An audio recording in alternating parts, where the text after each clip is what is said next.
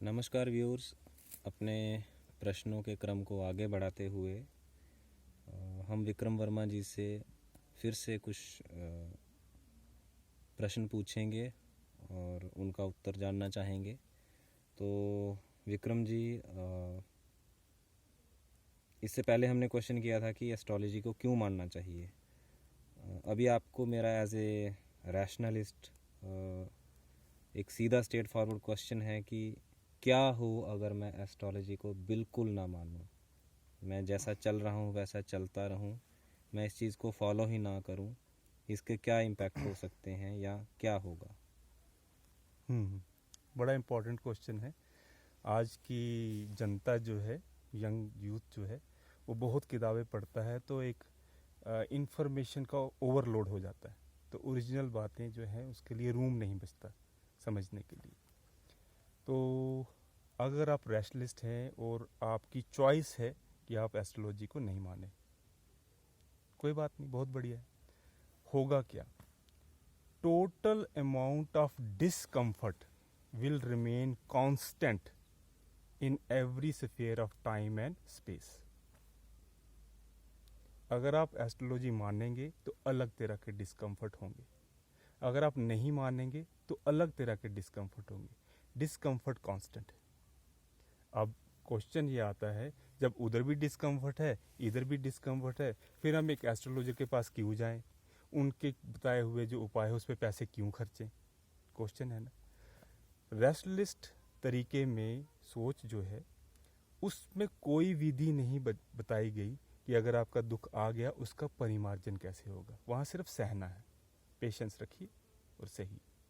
Astrology में बताते हैं कि इस दुख का मिनिमाइजेशन हो सकता है, इसका पर्सपेक्टिव चेंज हो सकता है देखने का। तो यहाँ पे ये सहूलत है कि रैशनलिस्ट अकेला पड़ जाएगा, लेकिन जो एस्ट्रोलॉजर के पास उसकी बाजू पकड़ के रखेगा, जो बड़ा पॉजिटिव है कुछ टाइम के लिए, तो बाजू पकड़ा हुआ बंदा अगर कहीं डूब जाए तो तैर के बाहर आ जाता है, दूसरा वाला पक्का डूबता है। समझ रहे? तो मैं किसी को नहीं कहता कि एस्ट्रोलॉजी को माने, एस्ट्रोलॉजी को नहीं माने।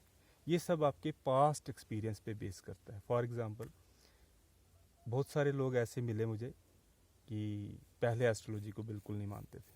क्यों? टाइम नहीं मिला, क्योंकि सब कुछ होता रहा, सुखमय ज़िंदगी रही, पहले पढ़ाई की, नौकरी मिल गई, शादी हो गई, बच्चे हो गए, कोई दुख नहीं आया, नॉर्मल मॉडरेट स्ट्रेस था, वो उन्होंने अपने काम से निपटा लिया। लेकिन लाइफ में ऐसा टाइम आया, कुछ ऐसे डिसीजन हुए, वहाँ पे जैसे उनकी जान निकलने वाली हो गई, तो कौन याद आया? एस्ट्रोलॉजर एक बंदा होता है जिसके पास जाओ, वो दुख का वर्गीकरण करता है, किस तरह का दुख है, कैसा टाइप का दुख है, कितनी देर रहेगा। ये जानकारी भी बहुत महत्वपूर्ण है कि ये दुख कितनी देर रहेगा, किस टाइप का दुख है।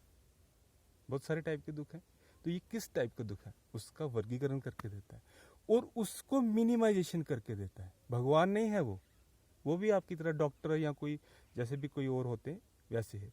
वो क्या कर रहा है? इसको मिनिमाइजेशन करके दे रहा है। कैसे कर रहा है? सिंपल लॉ है, एनर्जी चेंज करके।